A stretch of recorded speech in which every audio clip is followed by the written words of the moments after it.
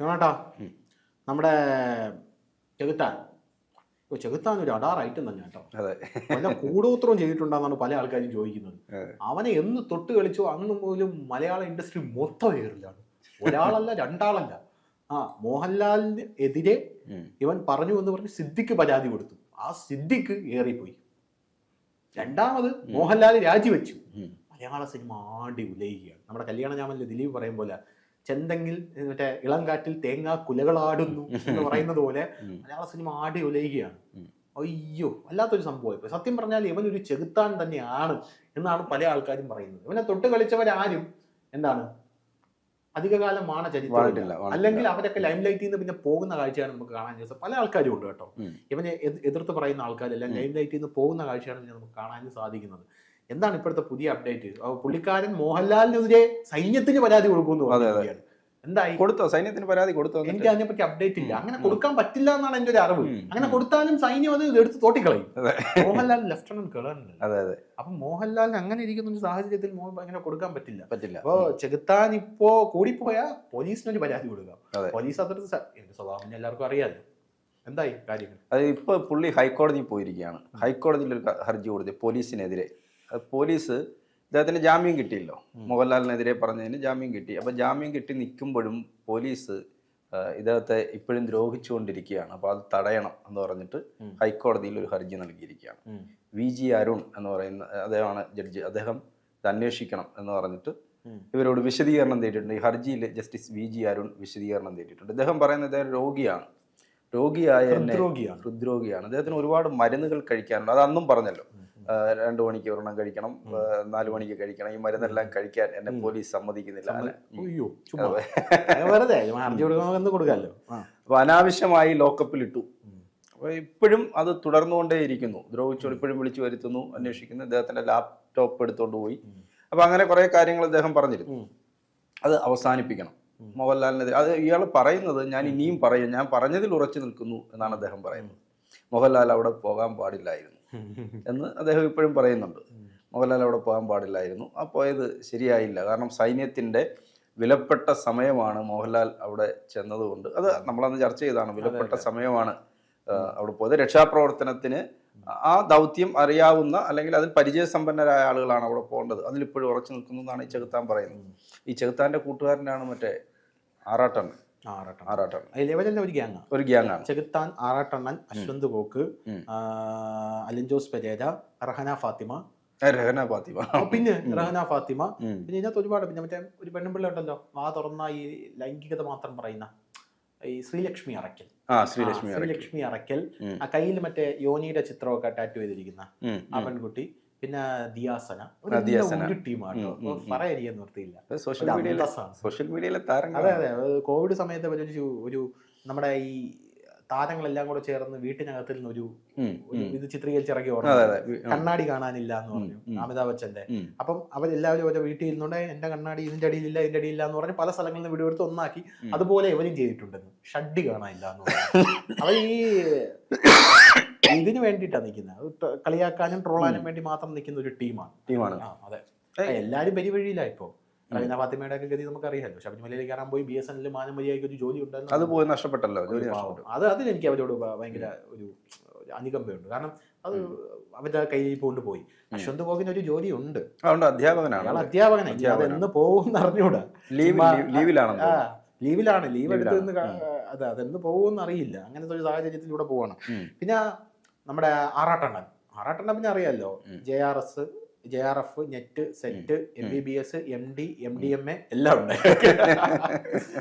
അയാൾക്ക് എല്ലാം ഉണ്ട്. അങ്ങനെ അലിൻ ജോസ് പെരേരയാണ് ഇതില് എനിക്ക് കണ്ടിട്ട് നിരക്ഷരൻ. മനസ്സിലായില്ലേ? വിവരമില്ല, വിദ്യാഭ്യാസവും.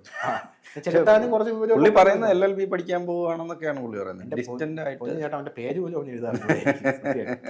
ബാക്കി അപ്പൊ എന്തായാലും ചെകുത്താൻ, ധനുഷ തുടക്കത്തിൽ പറഞ്ഞതുപോലെ ചെകുത്താനെ കയറി മാന്തി. പണ്ടൊരു പാസ്റ്ററുടെ ഒരു വീഡിയോ വൈറലായ ഓർമ്മയുണ്ടോ? ഫഹദ് ഫാസിലിന്റെ ഒരു സിനിമ വന്നിരുന്നു.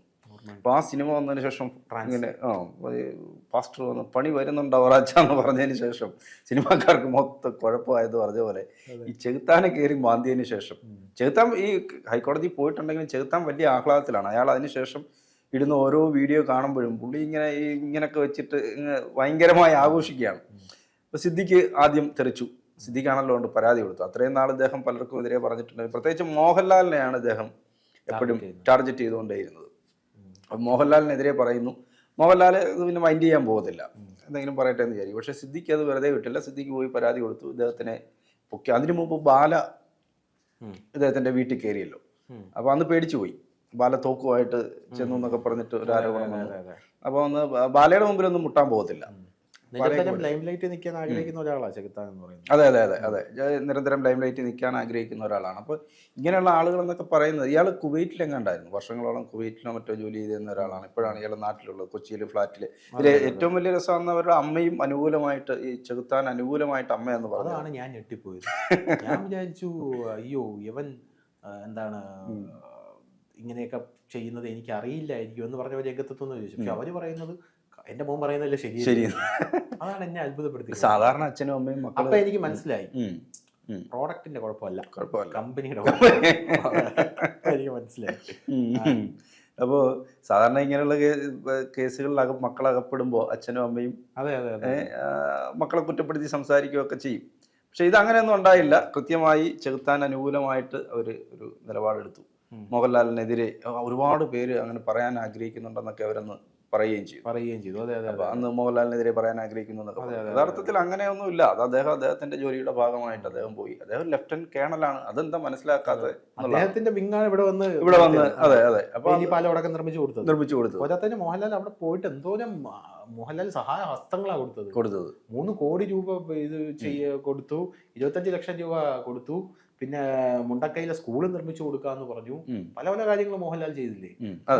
ഇതൊന്നും കാണാതെ മോഹൻലാൽ അവിടെ ഷോ ഓഫിന് വേണ്ടിയാണ് പോയത് എന്നാണ് ചെകുത്താൻ പറയുന്നത്. അതെ, അത് വളരെ തെറ്റായിട്ടുള്ള ഒരു പ്രവണതയാണ്. അങ്ങനെ ചെയ്യാൻ പറ്റും. പക്ഷെ പ്രത്യേകിച്ച് മോഹൻലാൽ ഒരു പട്ടാളക്കാരൻ കൂടെ ആയിരിക്കുന്ന ഒരു സാഹചര്യത്തിൽ അതൊരിക്കലും ചെയ്യാൻ പാടില്ല. പക്ഷെ ചെകുത്താനെ എന്താണ് ഞാൻ പറയട്ടെ, എനിക്ക് വളരെ പേഴ്സണലായിട്ട് അറിയാവുന്ന ഒരുപാട് ആൾക്കാർ ഇതിനകത്തുണ്ട്.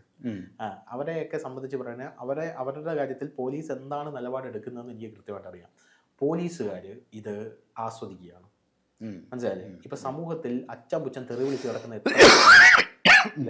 എത്ര ആൾക്കാരുണ്ട് സമൂഹത്തിൽ? അച്ഛൻ പുച്ഛൻ തെറി വിളിച്ച് കിടക്കുന്ന, ഇപ്പൊ ഗെയിമിംഗ് മേഖല എടുത്തോ തൊപ്പി, അതുപോലെ വേറെ ഒരുത്തൻ എന്തൊരു പോപ്പിയോ സൂപ്പിയോ അങ്ങനെ എടുത്തോണ്ട് ആ തുറന്ന പച്ചത്തെറി മാത്രമേ ഉള്ളൂ.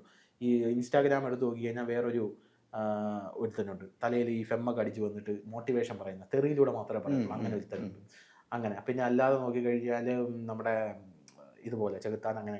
അപ്പോൾ ഇവരുടെയൊക്കെ കാര്യത്തിൽ പോലീസ് എന്ത് നിലപാടെടുക്കാനാണ് നോക്കുന്നതെന്ന് പറഞ്ഞാൽ, ഞാൻ എൻ്റെ പോലീസ് സുഹൃത്തുക്കളെ വിളിച്ച് ചോദിച്ചപ്പോൾ അവർ പറയുന്നത് ആസ്വദിക്കുകയാണ്. എന്തെങ്കിലും എന്താണ് രാഷ്ട്രീയക്കാർക്കെതിരെയോ അല്ലെങ്കിൽ സിനിമാ താരങ്ങൾക്കെതിരെയോ ഒക്കെ വല്ല പറയുമ്പോൾ മാത്രമേ എന്താണ് ഇവർക്കെതിരെ നടപടി വരത്തുള്ളൂ. അങ്ങനെ നടപടി വന്ന ഒരാളാണ് നമ്മുടെ ഡവറയോളി അണ്ണൻ. എൻ്റെ വലിയ സുഹൃത്താണ്. പിന്നെ ഡവറയോളി അണ്ണൻ, അപ്പോൾ ഡവറയോളി അണ്ണൻ ഇടവേള ബാബുവിനെതിരെ ഒരു പരാമർശം നടത്തി. ഇടവേള അത് പറയാൻ കൊള്ളത്തില്ല. അങ്ങനെ വന്നപ്പോൾ പോലീസിന് നിവൃത്തിയില്ലാതെ, ആക്ച്വലി പോലീസ് ഇയാളെ ആസ്വദിക്കുന്നുണ്ട്. പിന്നെ പോലീസ് ഇയാളെ ആസ്വദിക്കുന്നുണ്ട്, ഛേദമില്ലാത്ത ഒരു കാര്യമല്ലേ, എന്റർടൈൻമെന്റ് അല്ലേ, പോലീസ് വിടുന്നുണ്ട്. പക്ഷെ വലിയ വലിയ ആൾക്കാർക്കെതിരെ ഇവരിങ്ങനെ കാര്യങ്ങളൊക്കെ പറയുമ്പോൾ അത് ഇഷ്യൂ ആയിട്ട് റൈസ് ആവാനുള്ള സാധ്യതയുണ്ട്. അതാണ് ചെകുത്താന്റെ വിഷയത്തിലും വന്നത്. നമുക്ക് മതങ്ങളെയൊക്കെ വിമർശിക്കാം. ഈ കടലിൽ കല്ലെടുത്തെറിയുന്നതും കടലിൽ നിന്ന് ഒരു മീനിനെ പിടിച്ചിട്ട് അതിലൊരു കുത്തു കൊടുക്കുന്ന രണ്ടും രണ്ടാ. മനസ്സിലായില്ലേ? കടലിൽ കല്ലെടുത്തെറിയുക. അതുപോലെ തന്നെ CPM കുറിച്ചൊക്കെ ആർക്ക് വേണം എന്തും പറയാം, BJP കുറിച്ച് ആർക്ക് എന്തും പറയാം, മതങ്ങളെ കുറിച്ച് എന്തും പറയാം.